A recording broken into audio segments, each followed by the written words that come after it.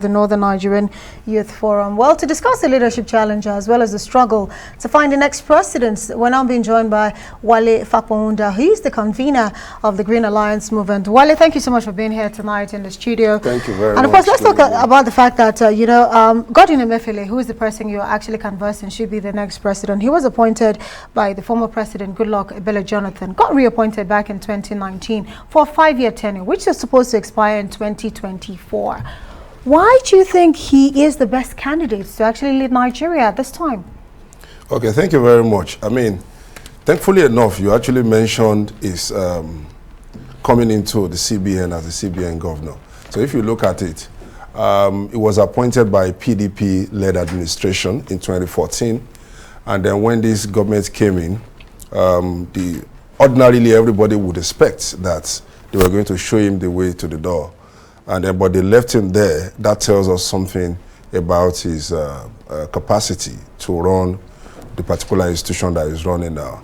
And even after the expiration of the first 5 years, it was also renewed. So both parties, APC and PDP-led government, must have seen something special in this individual. So that is on the one hand. Then on the other hand, if you look at his lives, his achievements, both as a private banker and as the governor of the Apex Bank, you could see that in terms of administrative and managerial acumen, in terms of putting policies together, monetary policies, it can only be a success story in terms of what we have achieved. As a group managing director and CEO of Zenith Bank, for the first time in Nigeria in 2012, the bank achieved about 100 billion naira profit after tax. There was no bank at the point that has achieved that, and this can be attributed to to his efforts as a group managing director of Zenith Bank. And then it came to the Central Bank of Nigeria. It's come up with various programs, to foster his role of formulating monetary policies and also the regulatory rules of various commercial banks. And so we think that we need to get the technocrats. We need to move away from the conventional politicians. We need to get someone that knows how to manage the economy.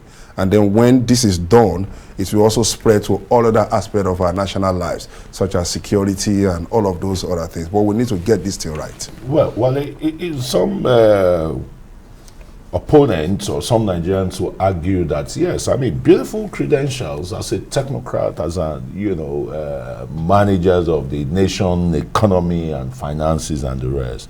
But it does not have the political,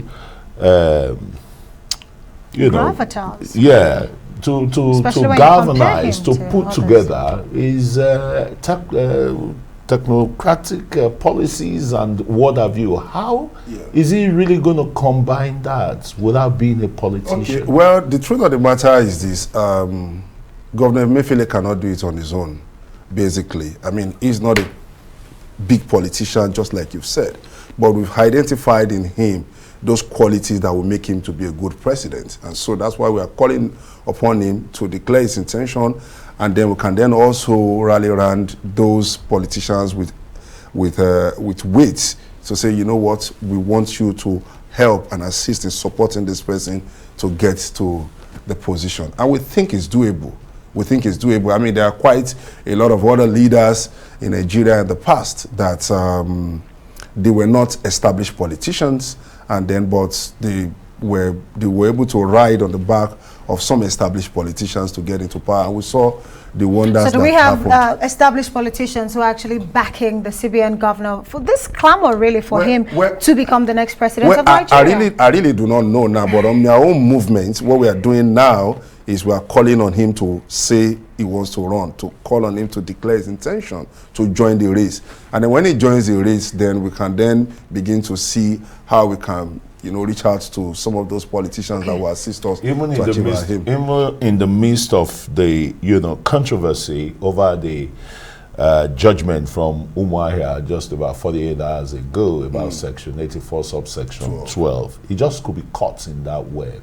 No, the judgment has been declared unconstitutional. I mean, the section of that law has been declared unconstitutional. There's nothing constitutional about that law. I'm a lawyer and I've been doing this for over a decade. You cannot take by... It is a judgment, yes, yes. So you cannot take by an act of the National Assembly away rights that have been enshrined and granted by the Constitution. You cannot. Well, at the end of the day, judgment has been ruled out. So it's up to the National Assembly or INEC or whoever to go out there and challenge it. But at the end of the day, there's no way they can challenge this. It will be absurd. It will be absurd to challenge that judgment because that's the right judgment. Look, the Constitution is clear on qualification and disqualification of candidates. The provision is exhaustive in the Constitution. And so if the Constitution, for example, the position of the President, Section 131 gives me, state the qualification to contest for the office of the President.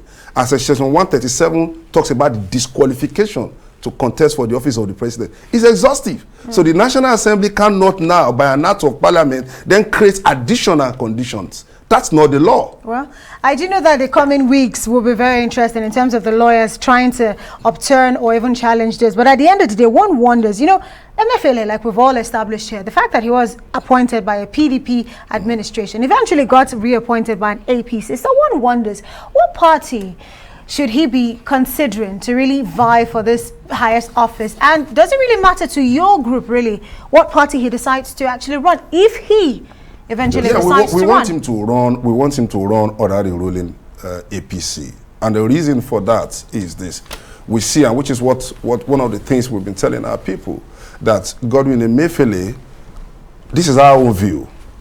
There is nobody in this government so far that has supported the program of Mr. President more than Godwin Emefiele.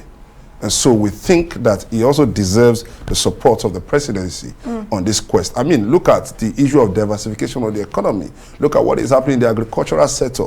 You know, so through the various interventionist program of the CBN, as granted or as permitted by the CBN amended act, the one has been, you know, assisting and, you know, the president to achieve all his diversification aim and efforts to turn around the Nigerian economy. So we think that that gesture should also be returned. You know, the presidency should support him when he decides that he wants to, you know, run, because at the end of the day, some of the achievements of this administration, we really hope that we get somebody that we consolidate. Wale Fakwaunda, he's the convener of the Green Alliance Movement. We'd have to say thank you so much for joining us tonight on the program. I will wait and see, really, Christian. Yeah. It's going to be an interesting couple of months, really. Absolutely. But beginning with the convention on Saturday, which we'll be covering live. Yeah, you and I will be at the Eagle Square actually bringing all the up-to-date and that.